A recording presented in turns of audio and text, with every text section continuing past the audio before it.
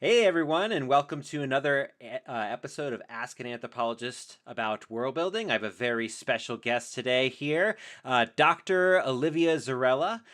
She has a doctorate in public health and a master's in public health, and is a public health educator specializing in infectious disease, health policy, and strategic communication. She's Boston-born but Denver-based, and translates complex data into plain language people can use. She also co-hosts the Public Health Group Chat, which is a really cool chat where they kind of debunk misinformation. She describes it as a delightfully sassy podcast where she and a crew of sharp, no nonsense women call out bad health policy and refuse to sugarcoat it. Her work has appeared in The Scientist and the Colorado Sun, and the Colorado Sun is a fantastic local newspaper. People don't really give it enough credit, but it does great stuff. So Olivia, would you tell us a little bit about your background and what led you to the field of public health? Yeah. First, thanks so much for having me. It's definitely, I still am not used to people reading out my bio, so love that. And it's true, we are delightfully sassy. Probably sailor's mouth is more like the definition I should have used for my podcast. We do not hold anything back. And I also am that way as well. So if you have young ears, I probably am not the best guest to have on your podcast or to be listening to. Um, No worries. No worries there at all. I drop some it's the F-bombs once in a while too. it's the Bostonian in me, and my dad was a lobster fisherman, so I just grew up in that I world. I grew Very, up in very much. Philly, so You East know, East Coast attitudes, yeah. awesome. Yeah. So my background in public health is I got my master's in public health from Emory University, and as we were talking before, my undergrad is in anthropology and human biology. I ended up getting into public health because I was very interested, first and foremost, in neuroscience and then into rabies. I was doing evolutionary biology, Wow. working at Yerkes Primate Center, and really looking at basically transition evolutionarily from chimpanzees to humans. And so that was kind of my background. And then I started really looking into rabies. It is a neurological disease, and that was kind of my curiosity as well. So then I ended up applying for my master's in public health. Another thing is during my undergrad experience, the Ebola outbreak happened in 2014 under the Obama administration, where we had one of the first individuals that was treated for Ebola in the United States and successfully survived. He has been a big proponent. If you've been watching any of the Ebola news lately, he's always being interviewed. But I worked at and I volunteered at Emory University Hospital, and Emory University is attached to the CDC, and they have a bunch of containment areas there for high infectious disease and high consequence pathogens. So Ebola would count as one of those. Hantavirus would be another one, which is a recent one. And everything I did in my life, like in my bio class, we were talking about Ebola. In my volunteering at the hospital, we were, the whole conversation was his family. I got to meet his family. And obviously, I wasn't anywhere near the containment. I was just a volunteer. But it got me interested in infectious disease, and it got me interested in all of the multifaceted layers behind infectious disease and in, like what you say, world building. And so everything is so connected with public health. I ended up getting my doctorate in public health at Colorado School of Public Health, and that's why I live in Denver now. And my during COVID, I guess another thing is I was the infection prevention specialist for University of Colorado. Oh wow. So I basically was helping support any return back to campus, return to work, and keeping our employees and our students safe during COVID, doing outbreak investigations, vaccine distribution plans, COVID testing. I was frontline. So it was definitely a crazy time, and I'm sure we can talk about it in a little bit, but it definitely burned me out. So now I am working as a researcher because I got burned out, and I have a podcast to express all my dissatisfaction. I can't even say that word. Dissatisfaction. I can't. There's another thing about my podcast that you need to know is I can't pronounce words, That's and all I think right. it's.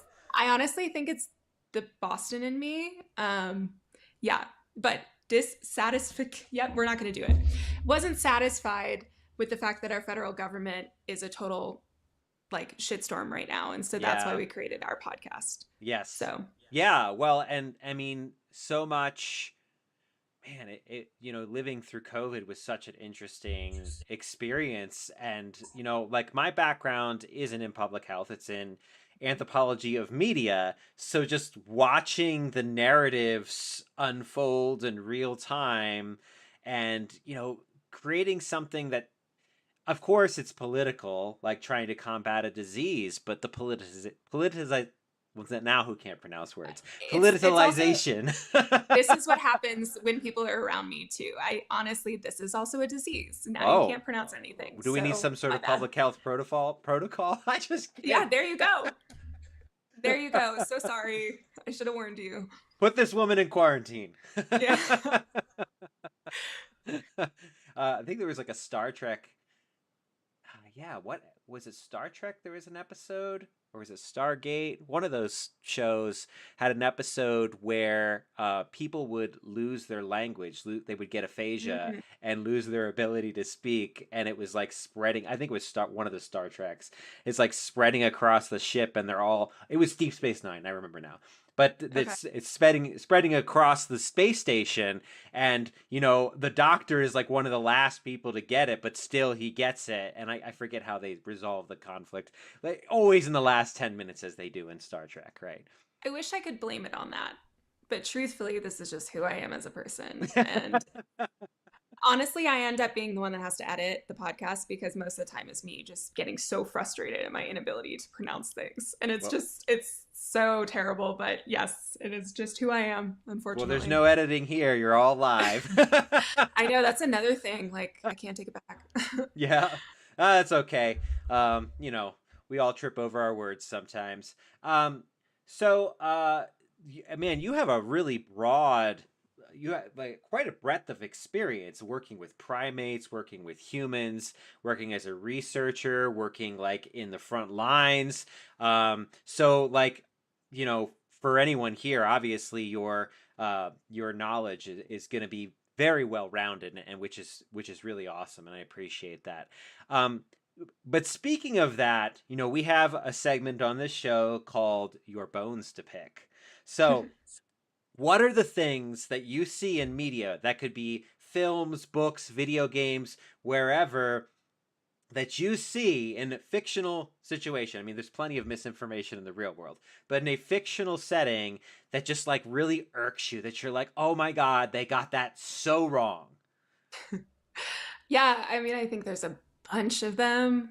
I will say I'm the first person that like I love zombie movies and I love zombie shows. The Walking Dead is, my bread and butter. I love that so much. I think my favorite part of it is like the institutional collapse, really. Mm-hmm. Not because I want that personally. I'm the worst doomsday prepper you could meet. I think we have like three bottles of water here. Like we're fucked if something happens, but I aspire to maybe be, prepared in some capacity.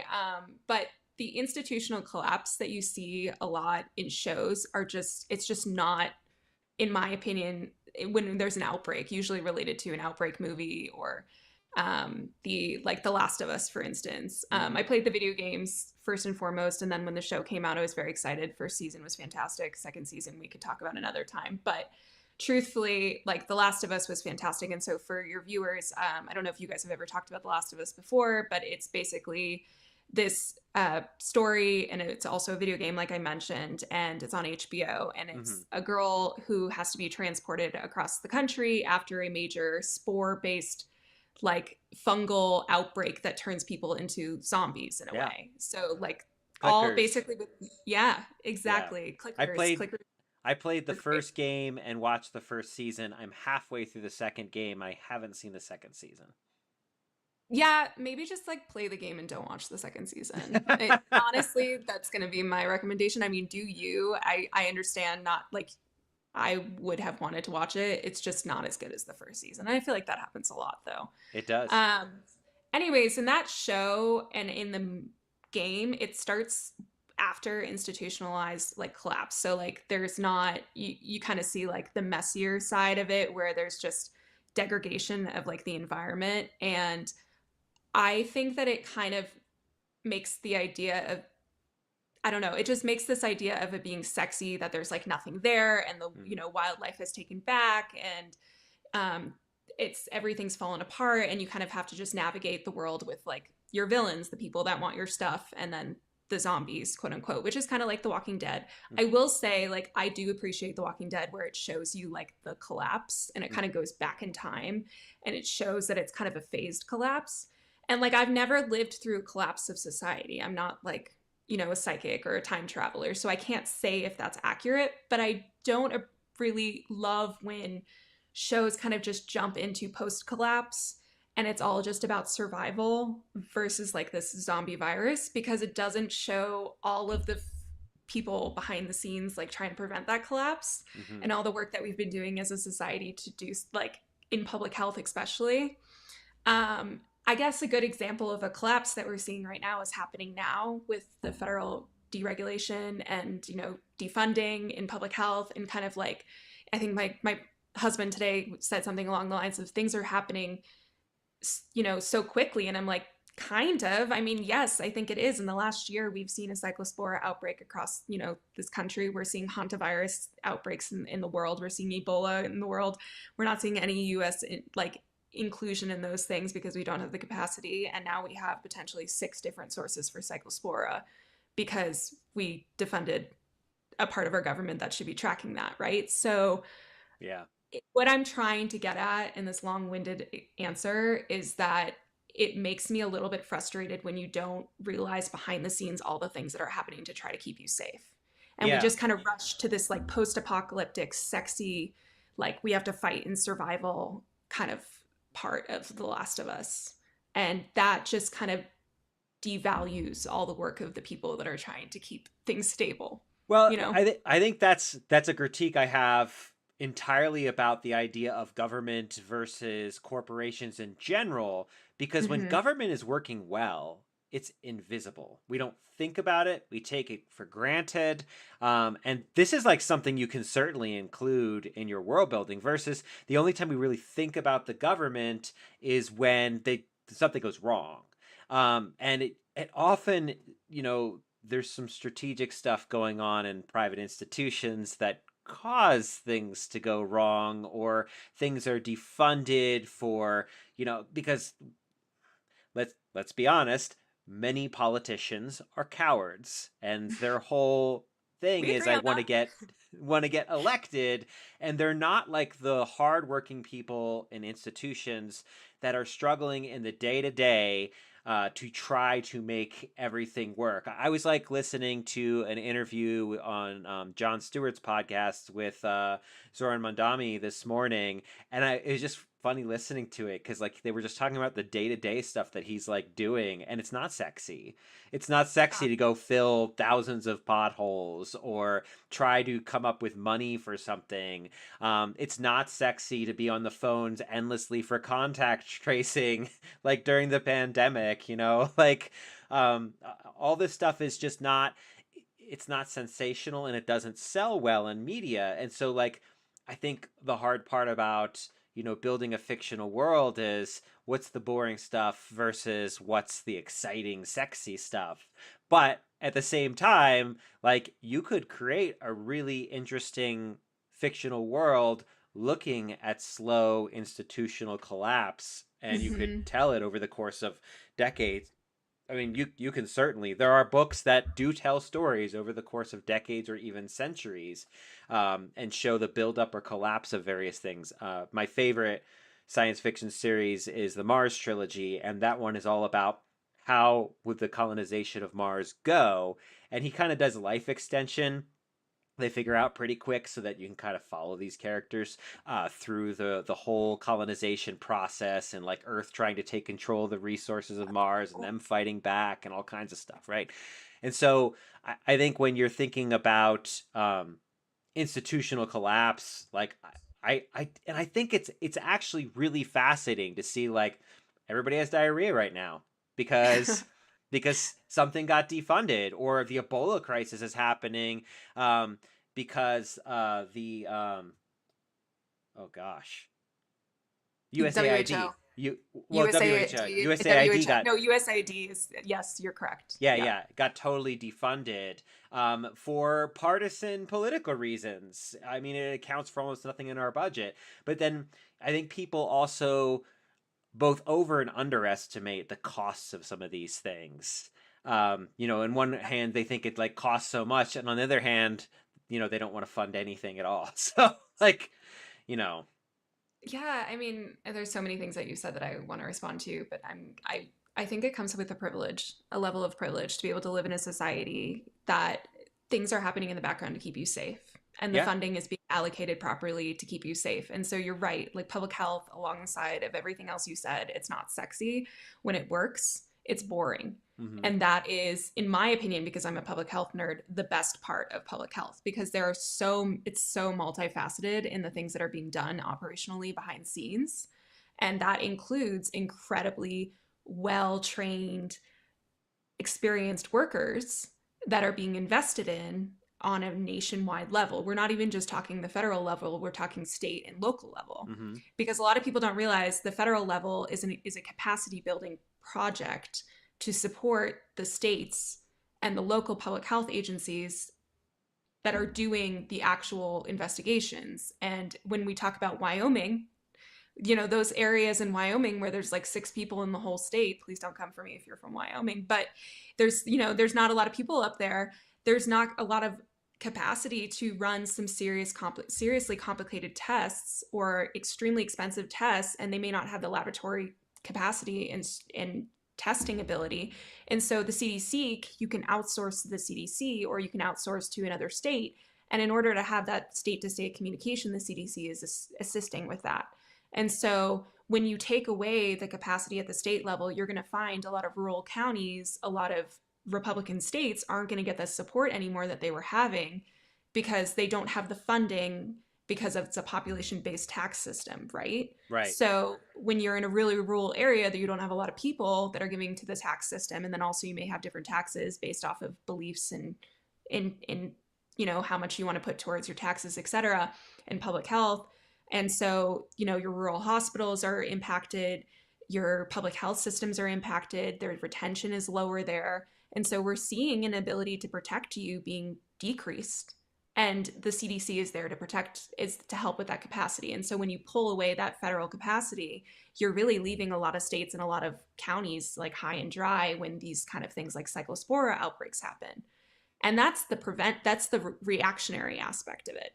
hmm The prevention aspect of it is like being able to capture these things early on so that they don't spread and so that we don't wait weeks to find out that Taylor Farms might be part of the cyclospora outbreak, right? And it's like a crowdsourcing on Threads right now to figure out what's going on and pointing fingers to try to figure out why everyone's sick. And usually you'd have a system that be able to determine and talk to all these different siloed states because we're a state system in this country and we're massive, and try to like collate all this information to figure out where this outbreak started. But we don't have that right now because we got rid of surveillance of cyclospora because that was one of the choices that was made by this administration.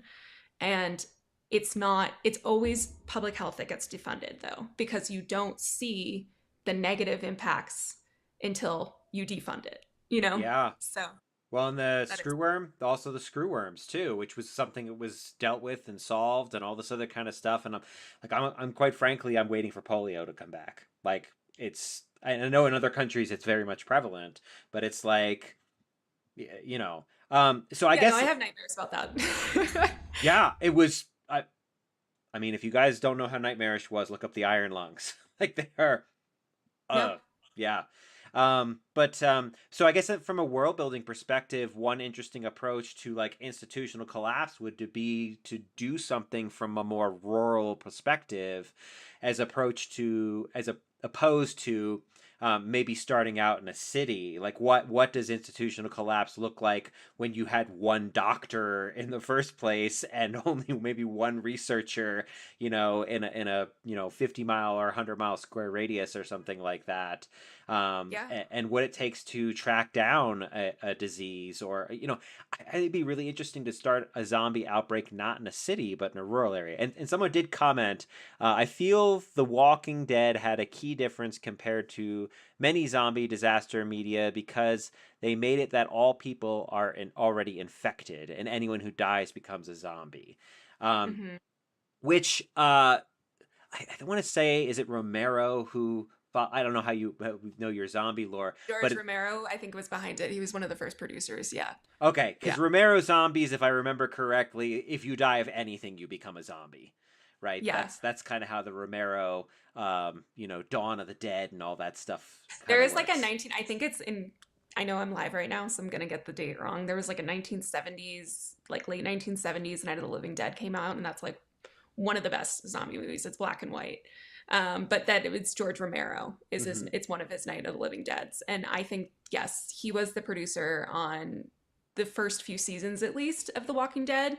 And I think a lot of that attention to detail is because of his work, which is fantastic. And it starts in a rural area in Georgia. I mean, Georgia, it's a pretty big state. You could get to the CDC and get to Atlanta, and like, I lived in Georgia. I went to Emory University. And so like, and I was there when they were filming The Walking Dead, which was wild. But yes, there's a reason it probably was in Georgia, because the CDC center is there. So it's a great state to be focused in on for a zombie apocalypse and then hoping to find a cure.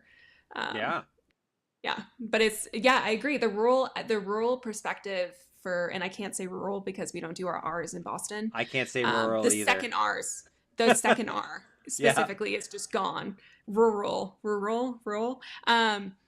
It's really, that is a great question, because it's not usually where you see the start of a video game or a movie when it comes to zombies, right? Because they focus on highly populated areas. And right. like you saw through during COVID, New York got hit so hard that Yeah. they had, freezer trucks for bodies. Hmm. And it was a sign what was to come for capacity across the country. Hmm. And that's captivating for movies and for TV shows. And so I understand why cities are focused on. But if you really want to get to the basis of like someone's impact and like, really kind of drive in reality, I think rural areas and, counties would be really interesting, because you're looking at like already having a negative ability to protect yourself, because Right. you are unlikely to, maybe you do, but you're unlikely to have access to healthcare, hospitals that are as, maybe high quality as in city areas. And also, things are further for you, supplies are different. So it's just an interesting perspective for sure.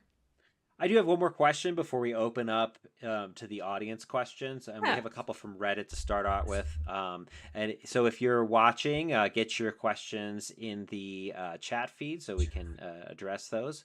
Um, but oh gosh, don't fly out my. Oh, I remember what it was. So when we think of public health, I think most people identify public health as disease, but what other arenas would a world builder necessarily want to learn about with public health outside of just straight disease? Like, what other things does public health research that helps keep us safe and healthy?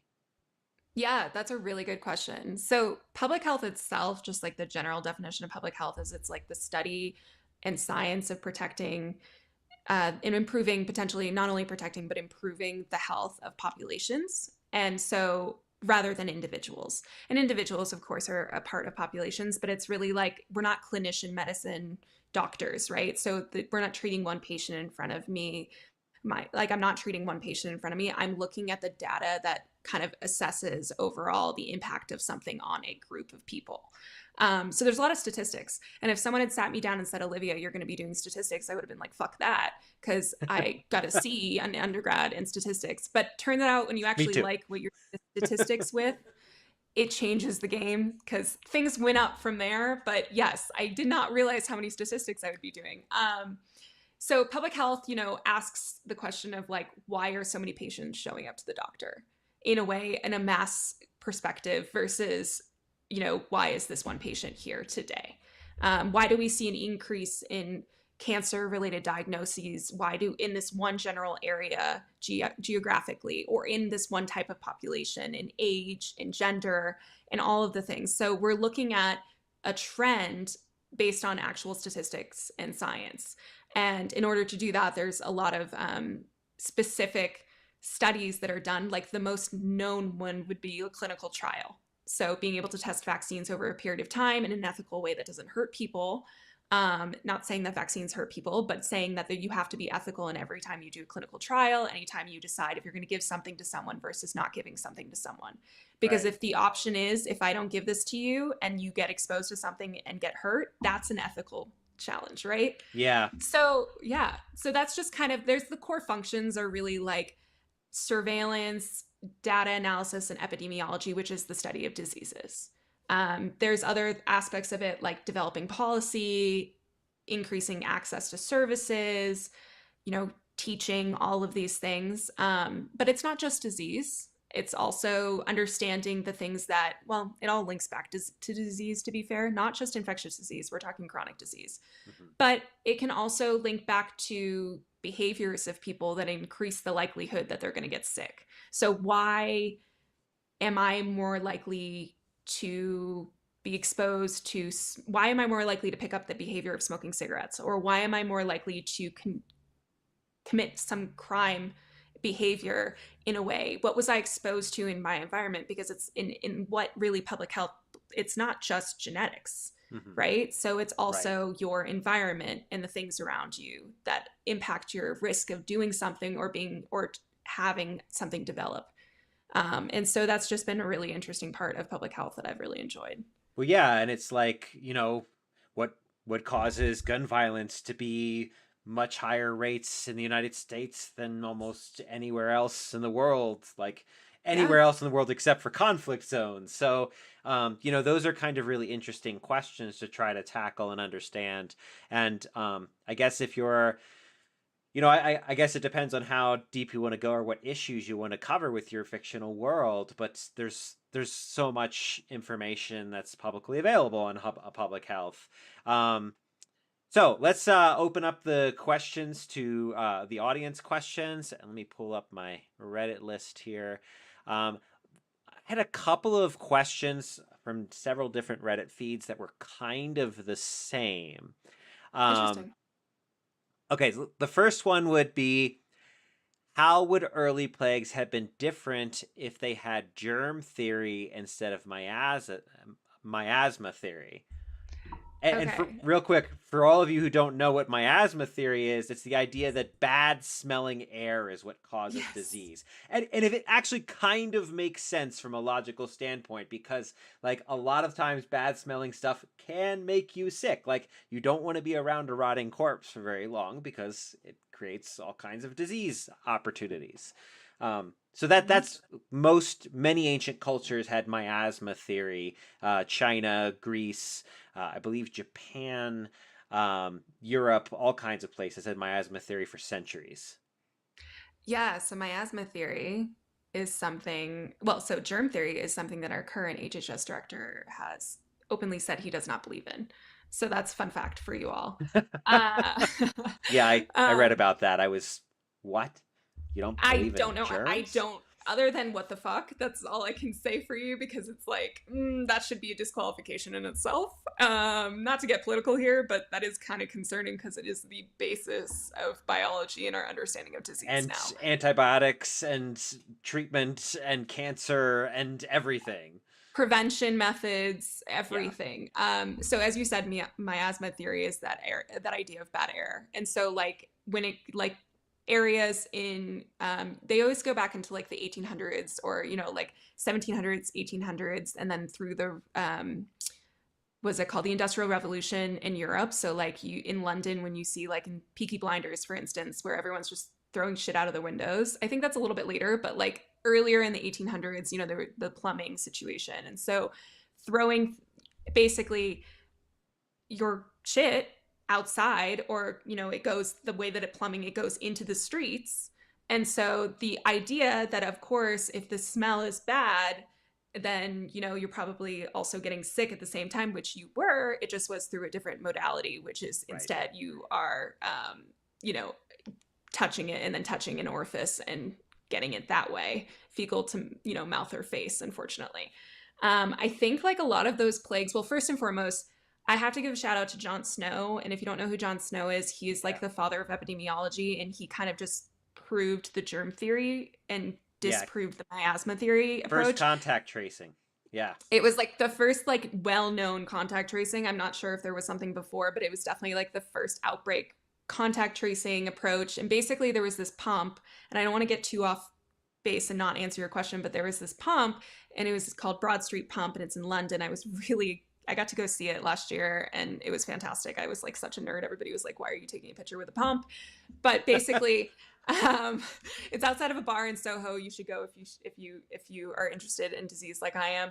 And basically, this man, John Snow, traced an outbreak that was happening, a cholera outbreak, back to a single water pump. And he did that because he basically identified that people that were going to this water pump and drinking the water and lived around the water pump were those that were getting sick and dying. And it wasn't, in some, there was other outbreaks that were happening because their families would visit them, etc. But it was mostly around this water pump.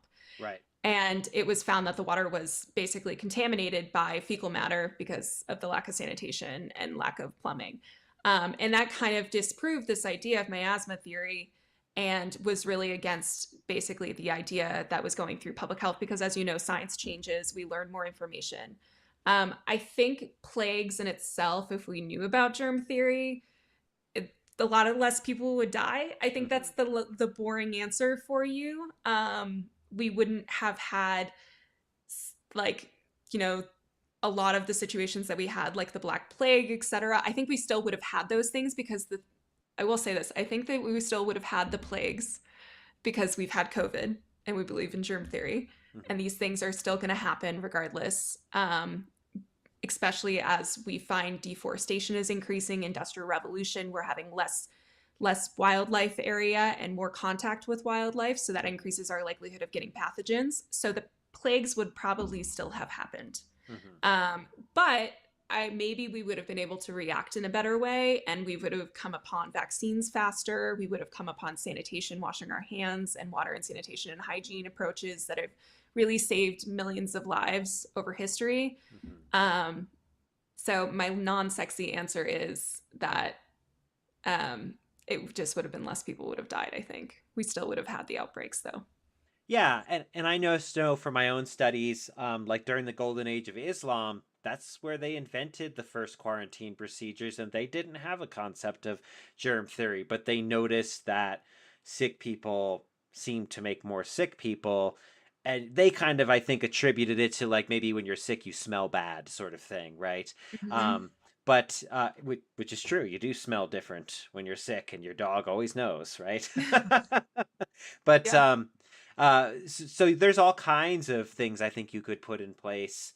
God, I feel like there was like this example of like the 17th or 18th century where they quarantined this town, and they had to like leave objects on the outside of town or supplies on the outside of town. I just can't remember the exact case study or example, but I read about it at some point. When you read lots of books, sometimes you can't remember where you read the thing. That's another thing, is that I'm embarrassed that I don't know about it, but it's so funny because people be like, so that outbreak that happened, like, I don't know, the 19th century. And I'm like, which one? Because there's a lot. Like, Right. There's still a lot. But I don't know that. I haven't heard of that one. I will say, fun fact, though, for your writers, is that malaria, it means bad air in Italian. It is a mosquito-borne virus. Parasite. And yes, and it is legitimately from mosquitoes, but it also was not known well why it was happening, and so that's kind of why it was named malaria. It was just really interesting. Yeah. But they came from the time of miasma theory, so. Yeah. Let's see. And it is a parasite. You're right. I said virus. I take that back. Yeah, We're live. and I mean this is What kind of happened there? a yeah, and this is kind of a similar question. What would happen if like ancient Greek level? So what would happen if you had germ theory, and you knew for a fact there were germs, and you put quarantine procedure in place, but like how would public health address dealing with quarantine without modern technology? Yeah, that's really hard. And, another thing is the ancient Greeks had plumbing down pat, right? Hmm. So that is pretty helpful. Some of them, yeah. Um, some of them. But, with it, I think my answer for you is technology is a crutch and it's also a gift in a way. So, and it really depends on the community. So, if ancient Greece was very community based, and there was limited stratification in wealth, which I don't believe there was. I think that there was a lot of stratification in wealth in Very ancient Greece. much very Yes, unequal society. Like very Athenian unequal society society. was had a lot of problems of inequality. Yes, and I think that anywhere where there's problems with inequality, even if there's germ theory, even if there's, a capacity for plumbing, if you have inequality and you have a mixed communication or limited communication from different hierarchies, and also the ways that people see each other differently and in humanity, I think you're still going to have a similar situation. And That also so, go ahead. yeah, no, that's it. Go That ahead. also makes me think about COVID and the American outbreak versus in a lot of other countries, and this kind of hyper individualistic Yeah. ethos actually causes more disease spread than communal based interest, right? In like a place like many places in Asia, it was common to wear masks before we had COVID. If you were sick, you wore a mask to kind of prevent the disease from spreading if you went out in public. But the mask became this symbol of a restriction to individual liberty here. And, like, I'm not trying to intentionally get political here, but like if you're thinking about the fictional world building, the person I thought who handled this actually really well in fiction was Stephen King, who, Hmm. in his more recent books, in his more detective thriller books, which is like not the Holly books. He definitely talks a little, shows a little bit about this kind of hyper individualistic thought process versus this community oriented process, and what does it mean. And a lot of people were pissed how political like his stuff came across, but like Stephen King, any writer is political, any world builder is political, because you have to make choices about how your political system works, and then you have to follow the logical conclusions for what those things do. So it was like something to think about when you're building a fictional world and you're considering outbreaks and disease. Are you dealing with a very individualistic community in your outbreak? Or are you dealing with communal? Or are you having, I mean, it could be really interesting to play with the idea of like you have one side of town that is much more individualistic because they're wealthy elites, and the other side that's more communal because they lived they lived and survived by working together. And the individualistic kind of approach could absolutely make the situation for the poorer community worse, Yeah. because when it's fuck you, I'm gonna do whatever I want, and you're not considering other people, then you can cause a lot of damage. I personally feel this whole idea of you don't owe anything is just completely culture blind. You don't really think like all your thoughts, all your ideas, your language, your history, you inherited 99% of who you are. Like Hmm. before you're even born, 99% of who you are is, well, maybe not 99%, but the vast majority of who you are, is inherited, and environmental versus like choice. Hmm.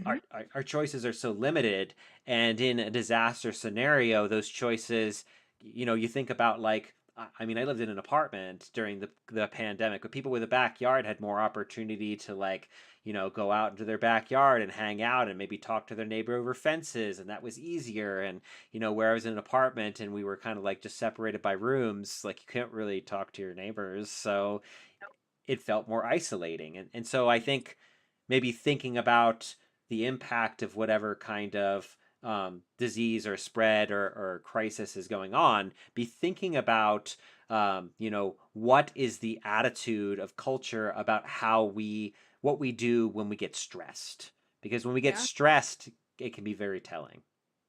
Yeah, no, systems break down when you're stressed. And I completely agree with you. I do want to say a few things is that no matter how hard we try, public health is political. Hmm. Because if it wasn't political, it wouldn't, it can't not be political because politics decide what's funded. Mm. And you need certain funding to be able to implement processes and procedures and response and also prevention research.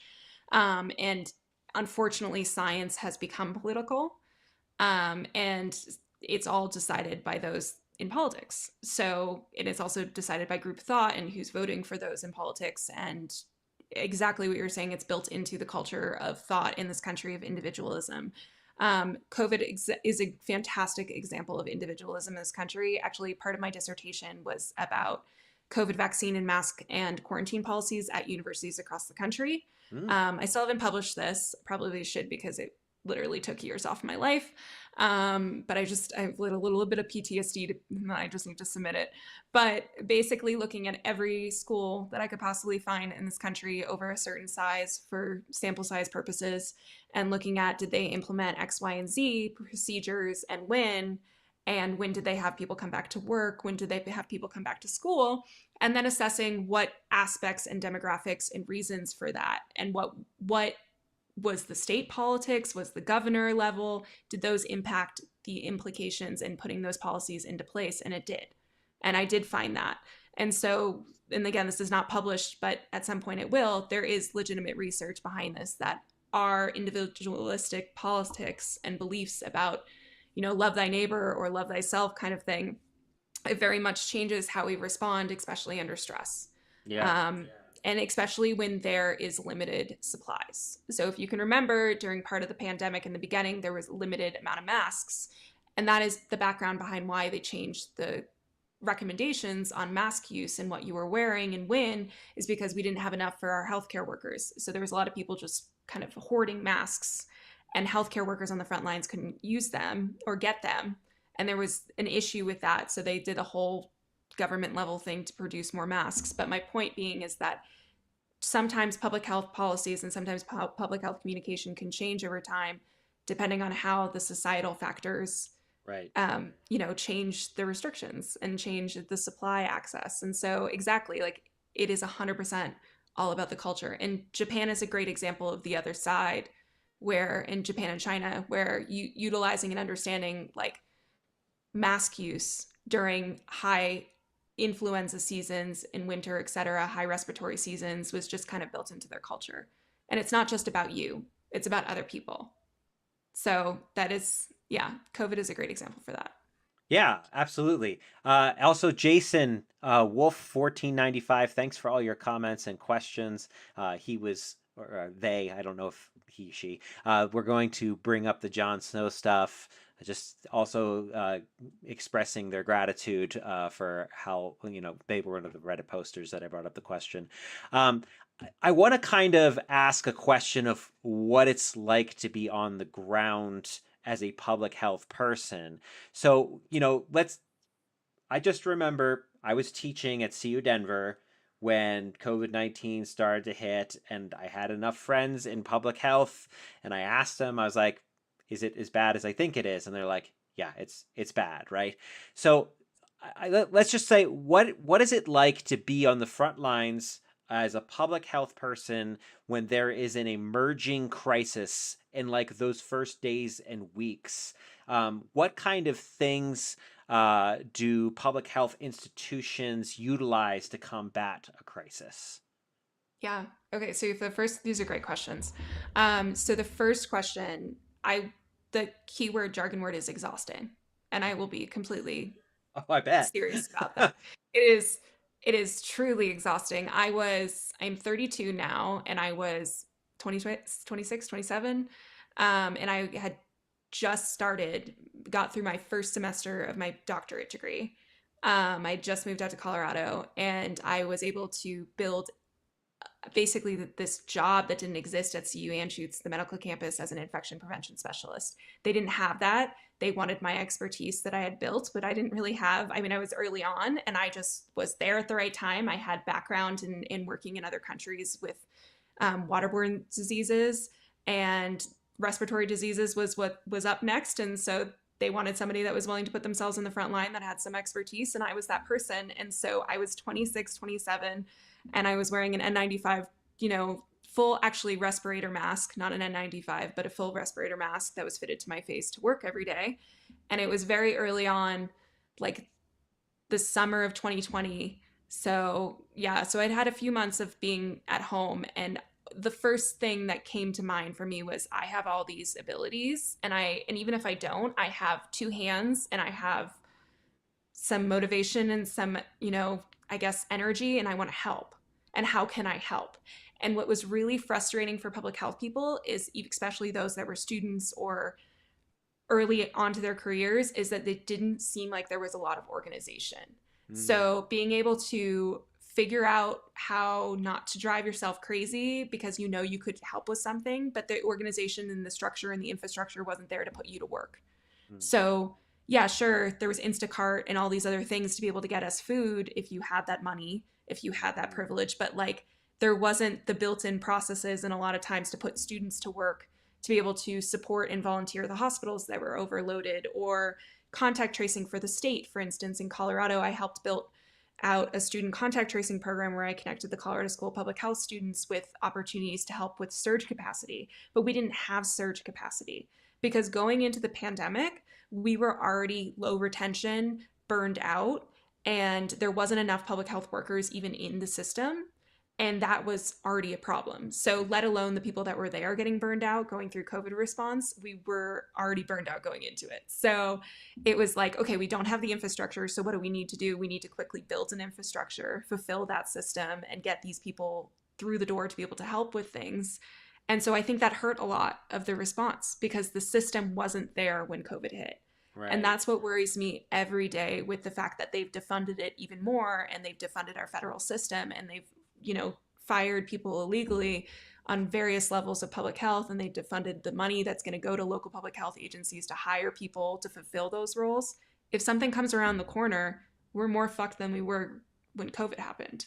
So that's my PTSD response of what it's like to be someone in public health. I love public health and I would do it again. I can't sit still. I have to be in helping with something, even if it's on my computer. I have to be able to help. But no, it was scary. I was coming home. I lived in an apartment like you, and I would strip my clothes in the hallway because I didn't know how this transmitted because we were learning something new every day. Right. And that's another thing is we were communicating to the public what we knew, and what we knew is what we knew. It wasn't a lie. And it comes off as it was because things were changing all the time. Mm-hmm. And it grows those conspiracy theories, which I think is a really, side note, interesting part of public health, and communication with the public is so important. We still need to work on that. And the trust is so important. But it was so novel. None of us had ever lived through anything like this before, Yeah. So. Yeah. I mean, we hadn't had one like that for 100 years. So, yeah. Just from a media side too, communications and media are an entirely different skill set. Mm-hmm. And I was listening to another podcast the other day, and they were talking about how criminal justice is represented in the media. And this investigator was just talking about how, he's like, here's the problem. If you make it everybody in the FBI or the CIA's job, or not the CIA because they don't really communicate with the public, but the FBI or whatever law enforcement agency, that their job is also to be a good public face, then that takes away huge amounts of time and energy from the people that are. And it's really hard to communicate a crisis because everybody's already scared and freaking out and I remember being like, I don't want to freaking ever leave. I don't know how bad this thing is. I was seeing the video and the images of the bodies in Italy and the bodies in New York, and I was like, holy shit, is this like, how many people is this like a stand sort of situation, right? I was like, I don't think it's that bad, but even if you lose 20% of your population, that is just people don't understand like how decimating it would be to even lose 5% of your population to a major disease because of all the ways it would just shatter your infrastructure. Exactly. We don't, again, when government is working well, it's invisible, and suddenly you lose 5% of everyone at every government office across the country to a disease, and there's no way to train them. Like, these are things like, if you're building a fictional world around a crisis, like, think about the loss. It's brain drain, right? It's when you lose all that intelligence and all that training really quickly in a short period, and there's no opportunity to train people up, and Yep. suddenly there's this grand loss of knowledge. Yep. And you're setting me up for a perfect mention of what's happened this last year. Mm-hmm. So we have lost, not to disease, you could argue it's disease, but we have lost a lot of federal employees, and a high percentage. I don't remember the exact percentage. Each office is different, but we lost hundreds, if not thousands, of Right. people because they were illegally riffed and let go. And those individuals, those offices, some of them were brought back. And you have to remember that the people that just waited because it was going through like lawsuits, so they put them basically in a laid off situation, but they were still paying. It's very confusing how the RIFs worked. They were still getting paid, but they couldn't actually formally work because it was being held up by lawsuits. The Mm-hmm. people that didn't end up coming back, if they came back, some people, had to move on Mm-hmm. because it drives all of us in public health crazy to sit on our hands knowing we could help people. Like, we didn't go into this for the money, let me tell you that. So like, Yeah. that there's no way I went into this for the money, and there's no way anybody that works for the federal government 100% went in it for the money. They could have just gone to pharma and made a bunch of money, but they didn't. So my point being is that, the people that did come back, they came back to a office with lower capacity, way lower capacity. And all of those offices still need to look at grants to send out money on a time period to organizations like the University of Colorado or all these other, universities across the country. And so money is just sitting there because they don't have anyone to review the grants, to get the money out, to do the research, to build the prevention, to help you long term, like cancer prevention work, and clinical trials. And then the other aspect of it is that you have people that were let go that you can't replace them. And there's nobody there to hire new people either. They Mm-hmm. have to go through the bureaucratic process. There's nobody to hire and interview new people, but the people that were lost, the institutional knowledge is pivotal, and you can't replace it because they were Right. working in that system for 10 plus years. And I will be the first to say that system wasn't perfect.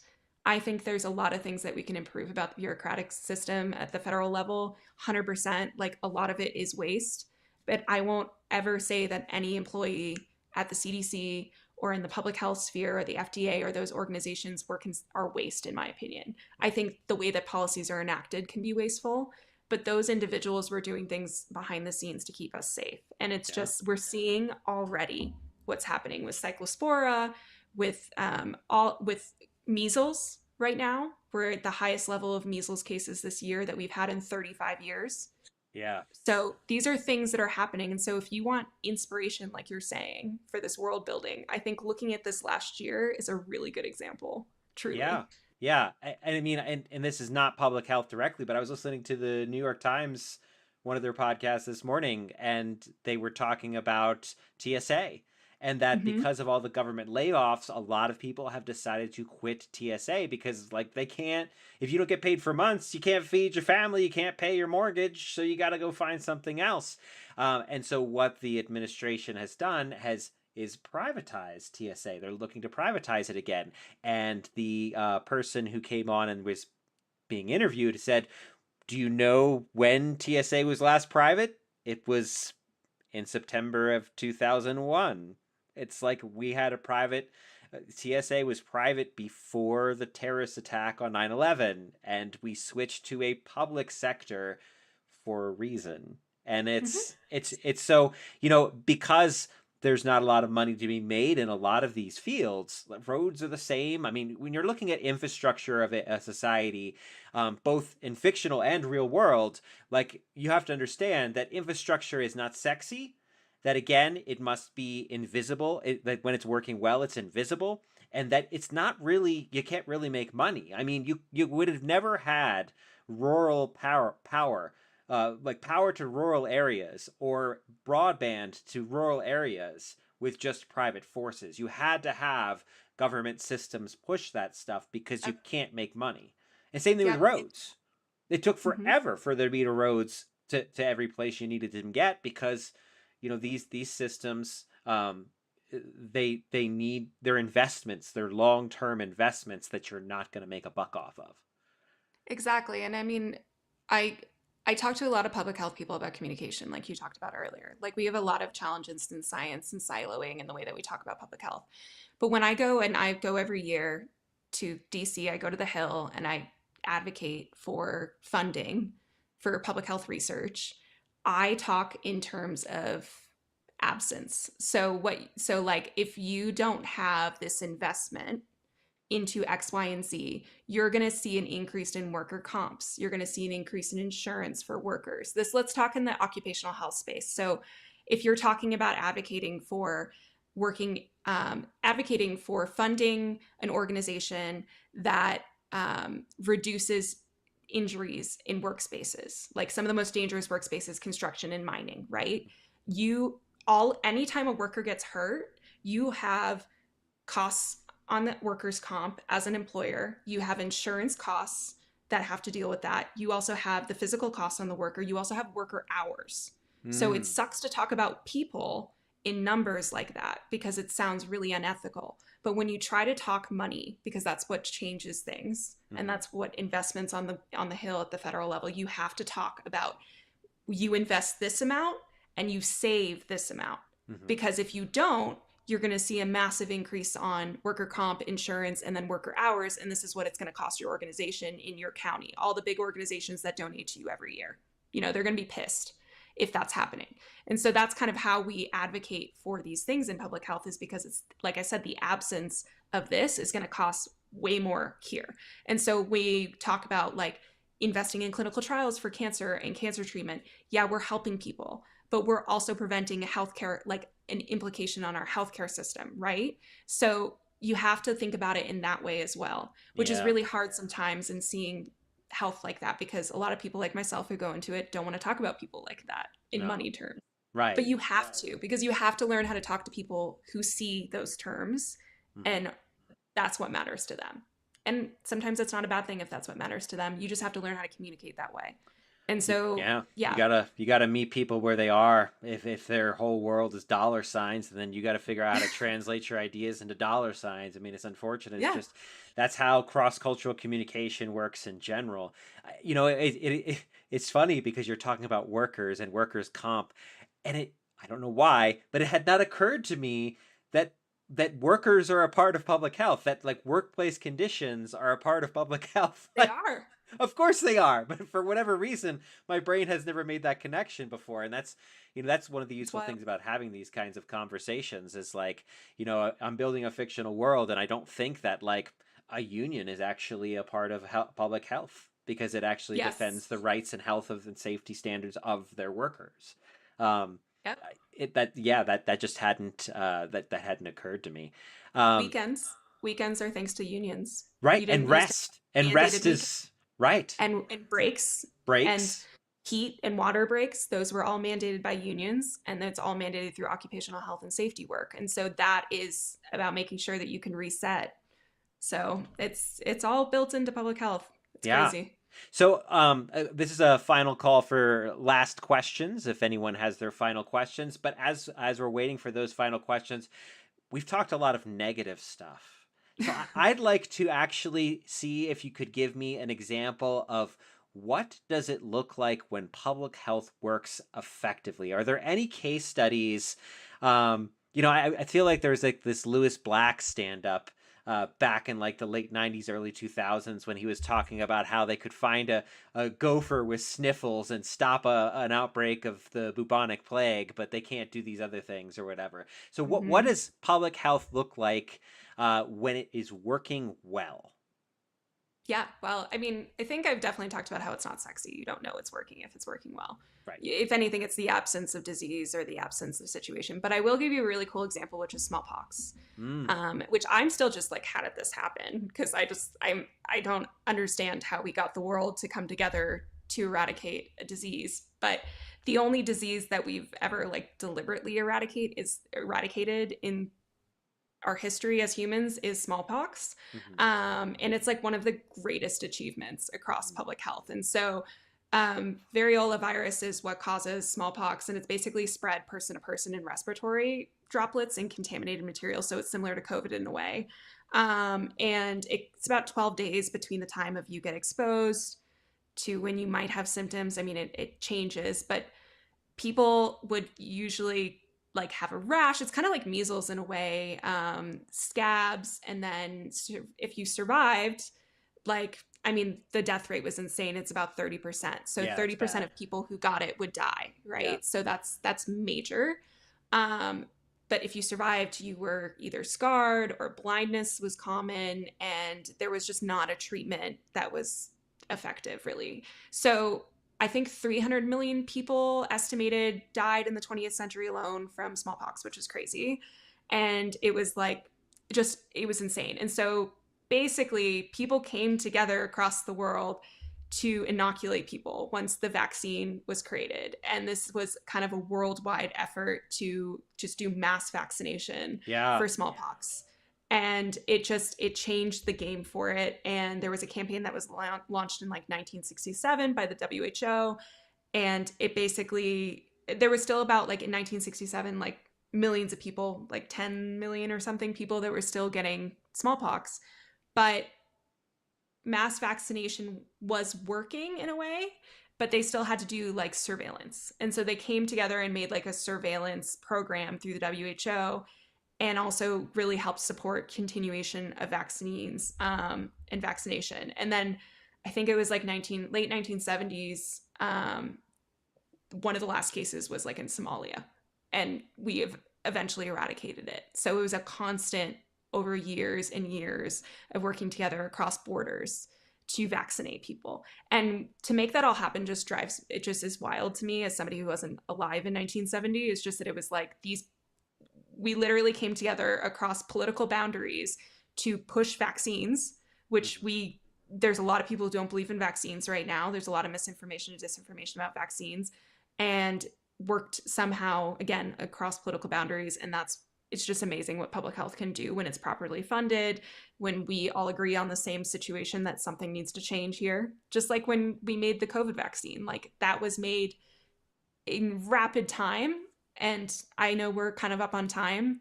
I just want to mention that it was based off of knowledge from former SARS Yeah. viruses Yeah. in It early wasn't brand 2000. new.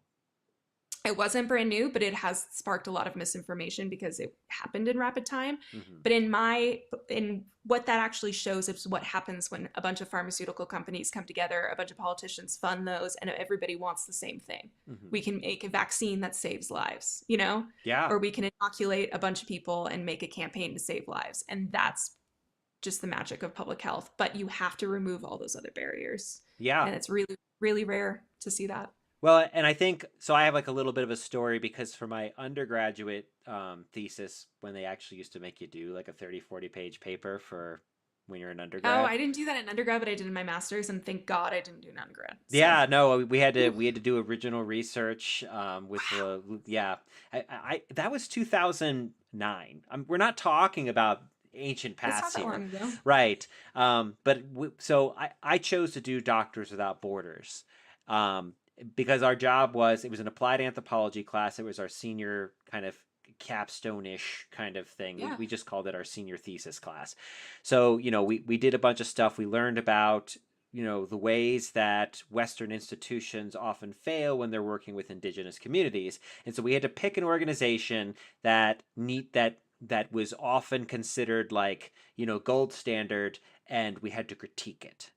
And so I picked Doctors Without Borders in part because my mother had a friend who, her and her wife had worked for Doctors Without Borders. I was like, perfect. Wow. I get my interviews in.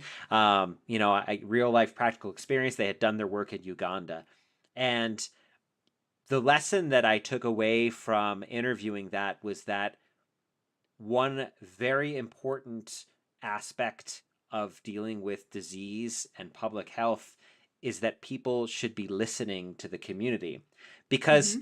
there is this terrible intestinal parasite that existed in the community. And one of the conditions for people to get treatment in these kind of mobile Western clinics was that they couldn't go see the witch doctor, literally called a witch doctor in that particular location. And, so people agreed, okay, fine, we'll get medical help. We won't go see the witch doctor anymore. Right. Um, and all of a sudden, within a couple of months, there was what they thought at first was an outbreak of appendicitis.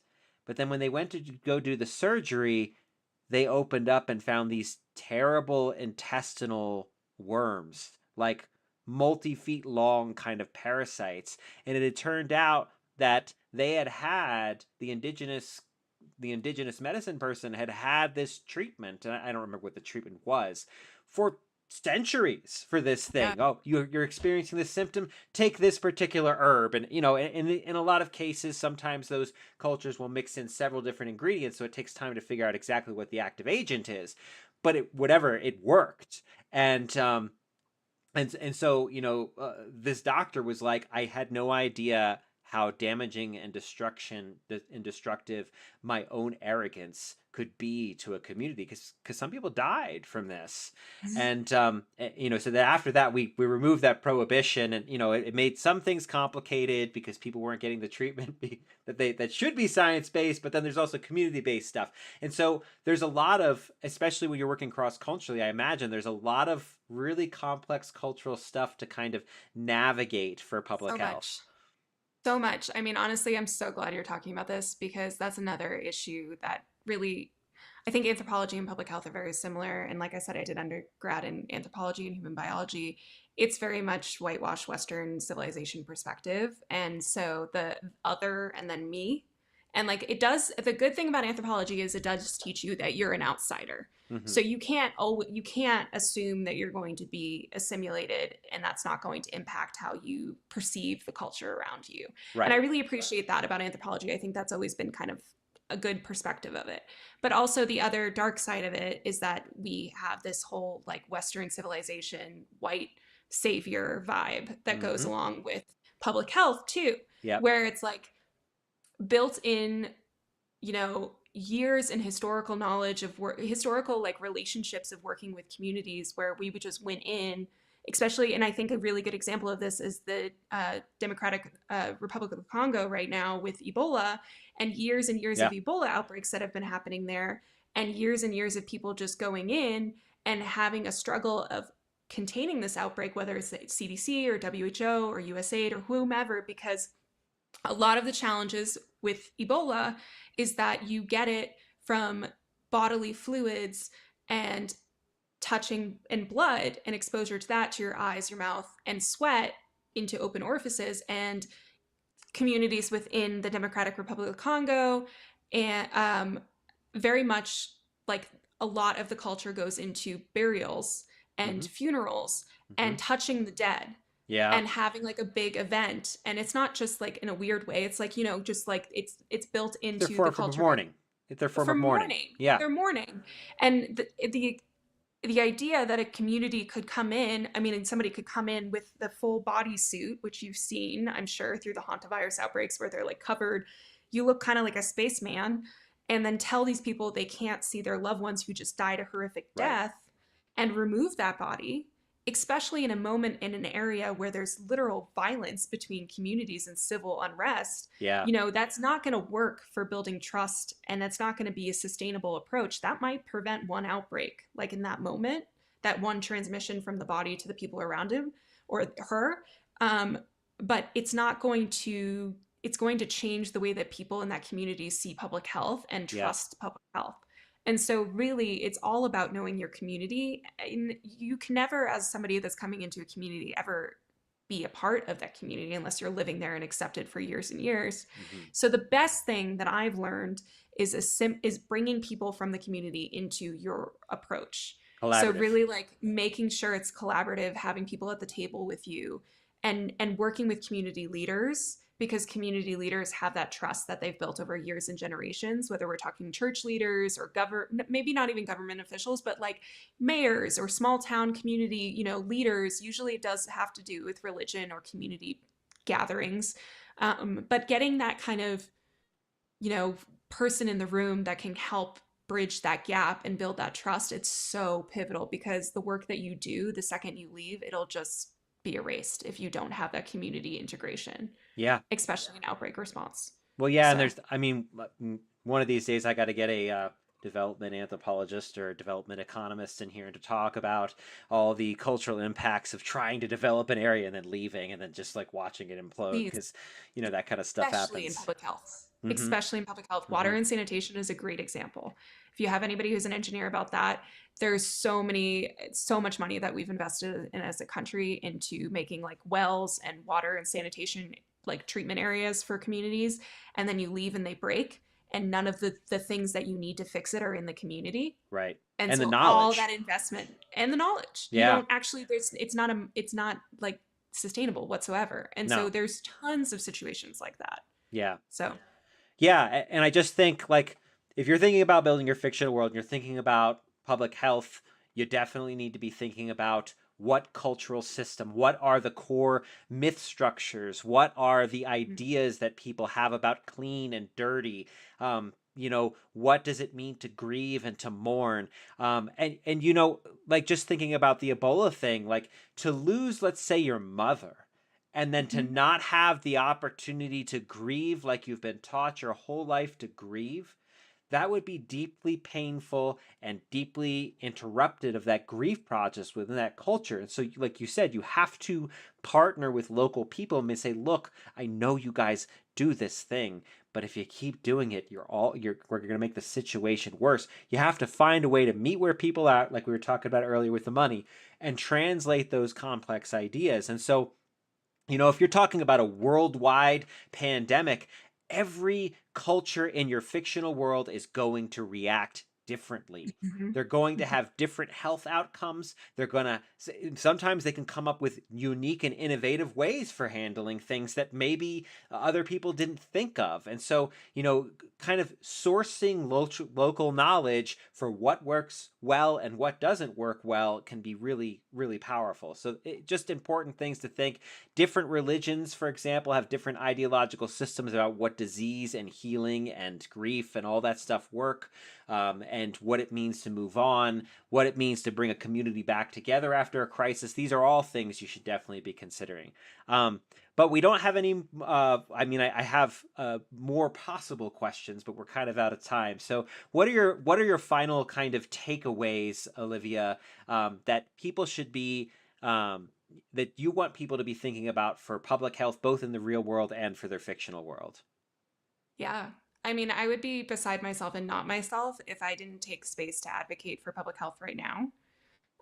What's going on is affecting our safety already, whether that's respiratory diseases or your likelihood to eat lettuce and get sick, Hmm. and in a lot of cases, some of these diseases might cause you to be in the bathroom for a few days, and it's not going to be fun, but it may not kill you. Hmm. But thinking about, which is hard, I know a lot of the times that those that are more immune compromised or older populations, Right. younger people with measles, it's very dangerous to their immune systems and potentially in some cases deadly. And so the things that we invest in and we value as a society, I can't ask people to think about their neighbor that's Hmm.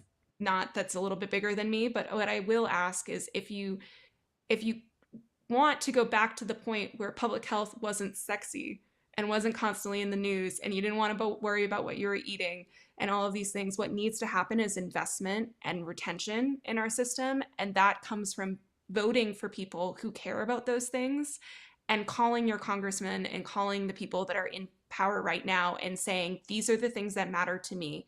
And if you voted for them before, I'm not going to shame you. You can use that as leverage because these are the things that will impact us all at some point.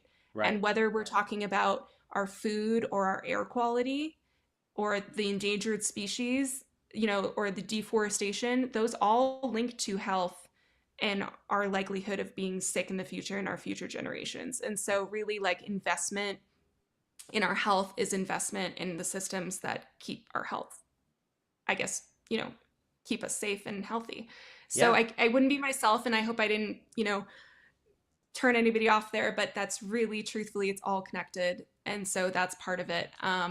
My last thing for world building is sometimes the systems behind the scenes can be kind of like a slow burn if you're thinking about writing about them, like the downfall of vaccine distribution and the retention challenges that are happening, and if there's a virus outbreak, the things behind the scenes can be really interesting because a lot of people don't know about them.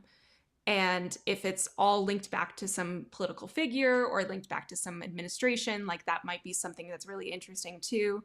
I will tell you, if you're interested in world building around viruses, the scariest virus for all public health people that I know of is influenza.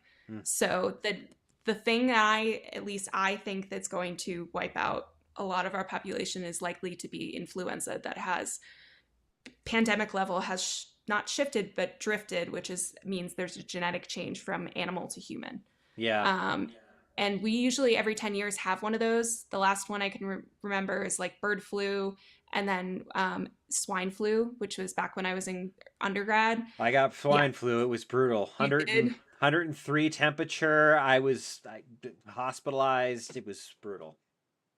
The scariest things about those is because avian flu, for instance, has a really high case fatality rate, about 45%, which means about 50% of people roughly who get avian flu, regardless, and I mean, it might change a little bit depending on your age and your system, if you're immune compromised, your likelihood is 50-50 for dying. And if we don't have vaccines that are literally ready to go and distribute, those take time. Those require a supply structure to send them across the country and distribution system. It also requires saying who's going to get the vaccine first, especially in an incredibly emergency-based situation like that. And so avian flu is what keeps me up at night. Yeah. Yeah, I read that something that like some generations have virtually no immunity to avian flu. I read that at some point and I was like, oh shit. Like it's just, like different viruses from different animals have different mutations, and those can cause more deadly things. Besides your wonderful podcast, the Public Health Group Chat, what other resources might world builders find accessible for learning more about public health? Yeah. I mean, my threads is a place to connect with me. I will tell you, I'm kind of a angry person on threads because I'm just like, fuck Senator Cassidy or something like that. Like, I'm just like, kind of a difficult person on threads. So if you're looking for public health information, you can sometimes find it there, but it's mixed in with a lot of sass. But other public health, there's a lot of other public health influencers or communicators that I really like. There's the Unbiased podcast that she has her own work. There's I think it's Your Local Epidemiologist. I think that's her title. She's really big. She has a whole organization behind her that does really great, fantastic work about outbreaks, and she's on social media.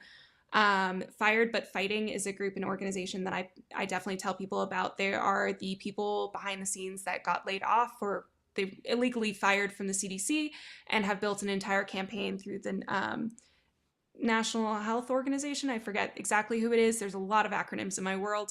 But basically, they are really fantastic for understanding how retention and policy really impacts your well-being and your health. So Fired But Fighting is great. And then obviously the WHO.